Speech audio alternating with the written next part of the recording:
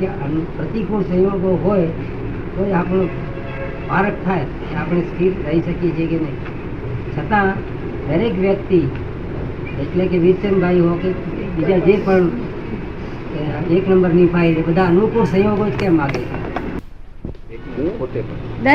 દરેકને એ અનુકૂળ જ સંયોગો જોઈએ છે કે છે, એવું કેમ? એમ દરેકને અનુકૂળ જોઈએ. અનુકૂળ તો પોતાને અનુકૂળ એટલે સુખ, જેમાં શાંતિ સાતા થાય એ અનુકૂળ, અસાતા થાય એ પ્રતિકૂળ. એ આત્માનો સ્વભાવ આનંદ વાળો છે ને એટલે એને પેલું તો જોઈએ જ નહીં ને. એટલે દરેક ને જીવડા માત્ર ને અનુકૂળ ના આવ્યું તો ખસી જાય.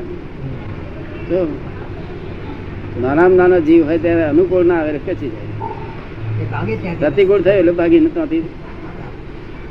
એટલે તે જ મનુષ્ય બધાને એટલે આપણને આ છેલ્લી વાતમાં સમજણ પાડે છે કે ભાઈ અહીંયા આગળ પ્રતિકૂળ અનુકૂળ એક જ કરી નાખો. વસ્તુમાં માલ જ નથી. આ સમજે ને, એક જ વસ્તુના બંને પાસો છે. જેમ રૂપિયાના બે પાસો હોય ને, આગળ રોણી દેખાતી હોય પાછળ લખેલું હોય, સમજે ને, એવી રીતે આમાં બીજું કશું છે નહીં. બહાર અનુકૂળ પ્રતિકૂળ બધી કલ્પના જ છે. આ તો શું છે, તમે શુદ્ધાત્મા થયા એટલે પછી અનુકૂળ નહીં, પ્રતિકૂળ નહીં. આ તો જ્યાં સુધી બીજું છો, જ્યાં સુધી આરોપિત ભાવ છે ત્યાં સુધી સંસાર છે, ત્યાં સુધી આ બધું છે. લખો અનુકૂળ પ્રતિકૂળ. તેથી એમ લખે છે જગત ને જે પ્રતિકૂળ લાગે તે આપણને અનુકૂળ લાગે. કારણ કે પારો ખબર પડે ને તારો પારો ચડ્યો ઉતર્યો એ ક્યારે ખબર પડે? પ્રતિકૂળમાં હોય ત્યારે પ્રતિકૂળ હોય ત્યારે જ ખબર પડે. આપણે ઘેર આયા અને ઘેર આવતા પહેલા જ કોઈ કઈ ઉપાધિ ઉભી કરી દીધી એટલે આપણે જોઈએ કે હારું આપણને ઊંચા નીચે પરિણામ વર્તે છે. બધું પારા માલમ પડે બધો. અને ઠંડક થઈ ગઈ છે એવું ખબર પડે. તો એટલે પારા સીસી તો જોઈએ ને. પારા સીસી આની વેચાતી મળે નહીં બજારમાં. આપણે ઘેર એકાદ હોય તો સારું. ત્યારે આ કળિયુગ છે, દુષ્મકાળ છે એટલે ઘેર બે ચાર હોય, એક ના હોય. પારા સીસી હોય તો સારું. માપ જોવાનું કાઢવા નીકળે ને આપણને. નહીં તો કોણ કહે આપે આપણું? કોકને ભાડે રાખીએ ના કરે. ભાડાને રાખ્યો હોય તો એવું ના કરે. એ આપણને અપમાન કરે પણ મોડું એનું ચડેલું ના હોય એટલે આપણે જાણીએ છીએ કે બનાવટી છે. પેલું તો એક્ઝેક્ટ મોડું ચડેલું, આંખે લાલ થઈ ગયેલું. પૈસા ખર્ચીને કરે છે તે ના થાય એવું આ મફતમાં મળે છે આપણને. તમને કોઈ વખત મળેલું જિંદગીમાં મળે છે? આ માજીને નહીં મળતું, તમારે નથી મળતું. શું કે છે?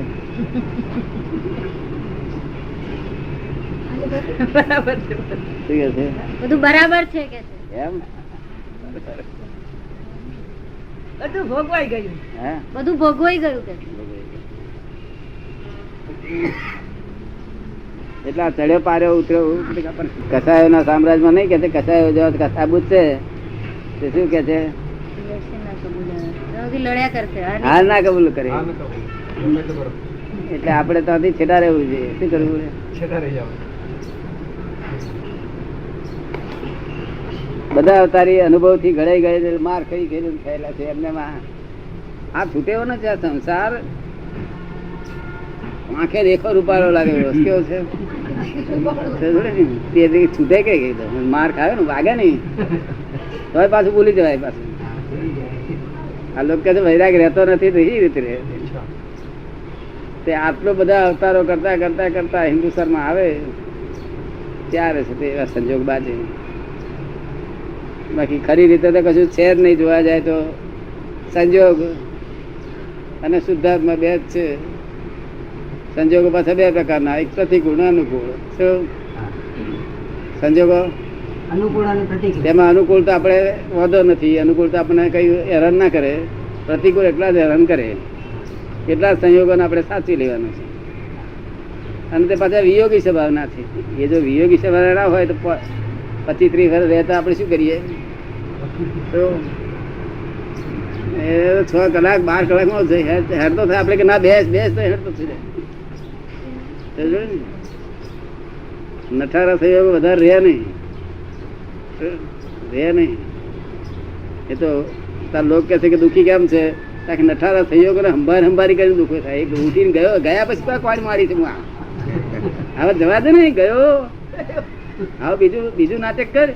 એને જો આમ કહી ગયો તેમ કહી ગયો, એનું નાટક ઘણા દાડા ચાલ્યા કરે.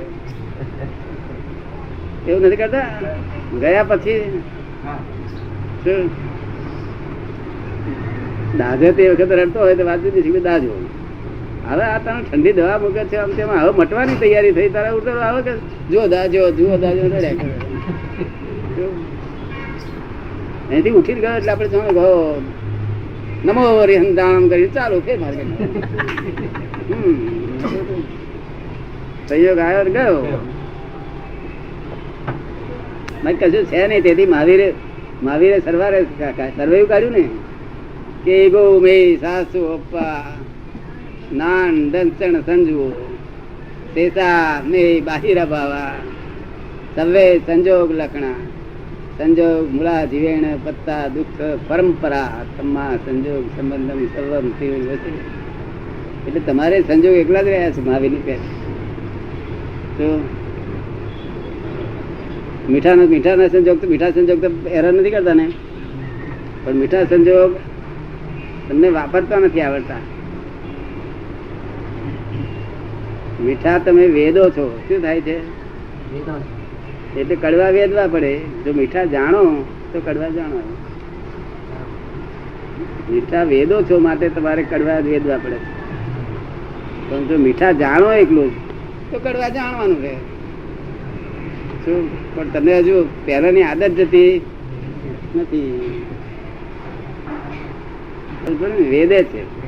આત્મા વેદતો જ નથી. આત્મા જાણ્યા જ કરે છે. વેદે છે ભ્રાંત આત્મા છે. શું છે? પ્રતિષ્ઠિત આત્મા. તેને આપણે જાણવું કે પ્રતિષ્ઠિત આત્મા જલેબીમાં તન્માયાકાર થઈ ગયો છે. આપણે જાણવું જોઈએ. એટલે આ એક શબ્દ બહુ સરસ લખેલા બધા હોય છે. સૌ સંયોગમાં મધુર બિલાવી જાણે તે બહાદુર. મથુર એટલે શું? સંયોગ ને ફેરવી નાખે. સંયોગ ફેરવે. મહાવીરે શીખવાડ્યું તેમના શિષ્યોને. બહાર જાય ને તે લોકો એકાદ લાકડી બાકડી મારી દે. કારણ બધી જાતના લોક ને ભગવાન શું કે લાકડી મારી એટલું જ છે ને, હાથ ભાગી નાખ્યો નથી ને? તક ના તક ભાઈ સારું છે, હાથ નથી ભાગી નાખ્યો એ બચત થઈ એટલે લાભ આજ માનજો. નહીં તો હાથ ભાગી નાખ્યો તો એટલે લાભાલાભ દેખાડ્યું એમને. શું કે છે?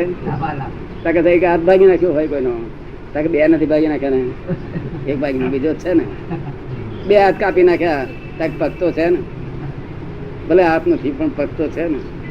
પગ ના હાથ બે કાપી નાખ્યા તકે જીવતો છું ને, આંખે દેખાય છે. આવું આ રીતે ચાલ્યા. કેવું?